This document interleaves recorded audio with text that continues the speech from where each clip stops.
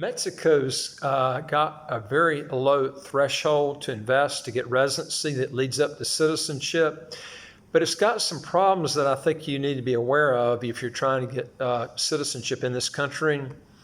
Also, if you want to get more information, go to our website, www.citizenshipquickly.com, and go to the top of the bar and you'll hit where it says apply with us and you get questions, and then hit the button that says send back to us, and we'll see what we can do to help you out.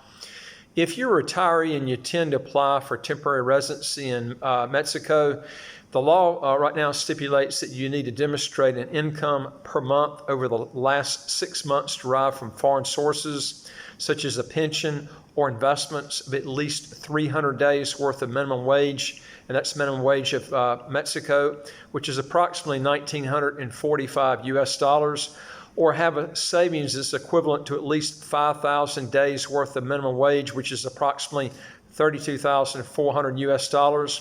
If you intend to apply for permanent residency, you'll need to demonstrate an income per month of at least 6 months of at least 500 days worth of minimum wage, which is approximately $3,250 US, or have a savings that's equivalent amounting to 20,000 days worth of minimum wage, or approximately $130,000 US. Our married couples have it a little bit different, and it's not that much extra for the spouse. If you're applying for residency as a married couple to qualify financially, you would need to demonstrate an income or a savings balance in the amounts that I've just mentioned, plus an additional 100 days minimum wage, or approximately $650 US for the dependent spouse. All right, now, as of the 7th of April 2020, Mexican citizens had visa-free or visa-free on arrival access to 159 countries and territories, ranking the Mexican passport 23rd as far as travel freedom. You would have to really see the program in itself, in its entirety. There's so many advantages, but there's also a lot of disadvantages in this program. One thing that is nice is you do have visa-free to the Schengen countries, and not only is it visa-free travel to these countries, but you also have visa-free travel to Canada, but not the USA. Mexico's individual income tax rate is as high as 35%. Its corporate tax rate is 30%. Mexico has become one of the most aggressive countries in Latin America when it comes to taxes in its residents. A lot of Americans have actually gone south of the border, thinking because it's somewhat of a corrupt country that it's a laissez-faire as far as tax issues go, and it's far from the truth. Mexico is a corrupt country, and a lot of things get thrown on the back burner. One of them is not taxes. I've talked to quite a few tax advisors in and outside of Mexico, and they are extremely strict, in some cases maybe even stricter than the U.S. on tax issues. And a lot of expats go to Mexico and set up shop. They don't report anything, and they find out, man, they got a real problem.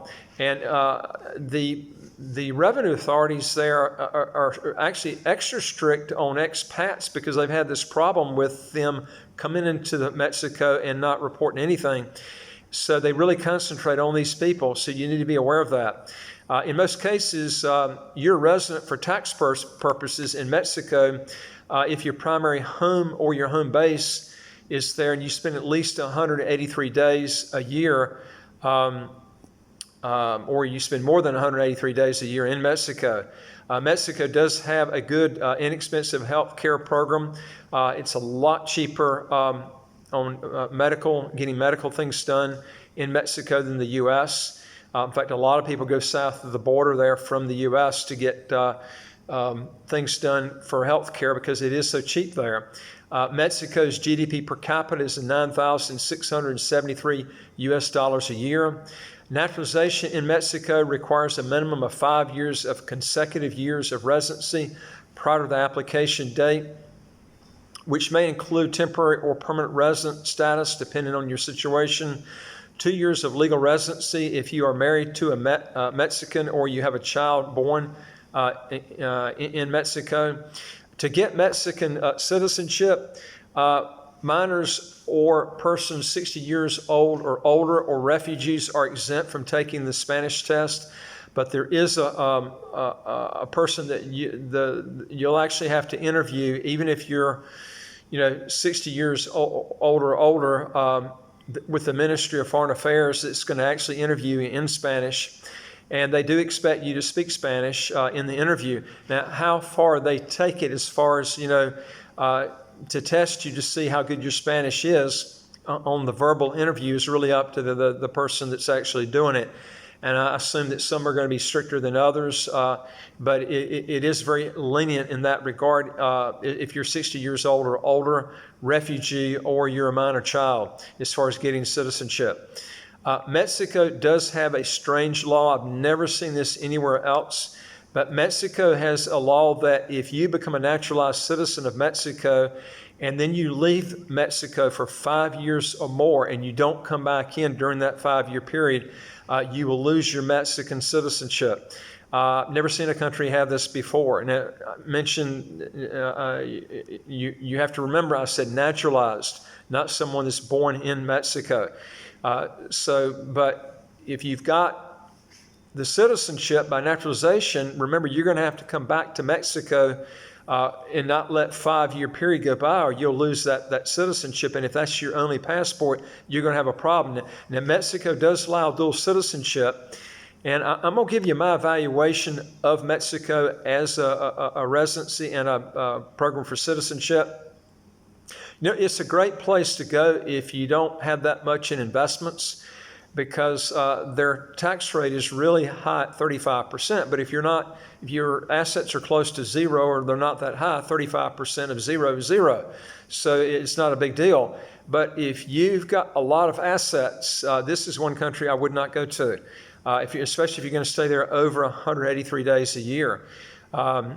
If you're wealthy, you're going to be making a bad mistake moving to Mexico unless you believe in socialism, because there's so many better countries that you can choose from that are not socialistic, that have great territorial tax systems. Most countries in Central America have territorial tax systems. Some of them that I've mentioned in other videos that you can look at is Panama, Costa Rica, Belize, Guatemala, Nicaragua. You've got some of them also in South America, but like Paraguay. But I will tell you that Mexico is not a place, if you're a wealthy person, to go and escape high taxes, because that's not going to happen. But you have to be the judge if you want. If it's worth going in there and getting the cheap health care, because you can get cheap health care in other places too that don't tax worldwide income. Mexico does have this bad law that I mentioned to you about naturalization. If you leave the country, I don't like that at all. If you leave more than 5 years at a time, Mexico will cancel your passport and your citizenship. And if that's your only passport that you've got, then you become basically stateless, and you've got a real problem. I don't like that at all. I don't know why they've got that, but I would totally shy away from this program because of that. If you want to go there just live there for a while and not be there over 183 days a year, then fine. It might be a nice place to go visit for a while, but I would not be planning on staying there permanently. Anyway, if you want to learn more on how to get your taxes down low and also how to get a second passport as quick as 3 months, hit the subscribe button to the right of your screen. You'll get new videos automatically as they come out. And number 2 is I'd like to hear from you. If you got a question or comment, just put it in the comment section below, and I'll see what I can do to help you out on any questions that you've got. And also number 3 is go to our website, www.citizenshipquickly.com, and hit the button at the very top that says Apply with Us, and you'll get questions that will come up. Fill those out and then hit back where it says Send Back to Us. And we'll be glad to help you out any questions that you've got. And we also deal with about 74 different citizenship by investment, residency by investment countries, not just St. Kitts, not just Mexico, but a lot of different countries. And they all have their advantages. You can look at it according to what you like. I do especially like St. Kitts because you can get dual citizenship. You don't have the problems like you got in Mexico because St. Kitts doesn't tax your investment income outside of the country, even if you live there. It's English speaking. It makes things a lot simpler to handle things when you're in a country that you can speak the language. You don't have gotchas. You can get the citizenship passport in St. Kitts in 4 months. Mexico is going to take you at least 5 years before you can apply. But I can tell you, I don't think you're going to get the passport in a 5-year period. It count on probably 7 to 12 years before you get it because things don't happen quick there. And, you know, these are things that you're going to have to think about. So anyway, if you've got a question, just put it below and I'll see what I can do to help you out. And I look forward to talking to you on the next video. Take care.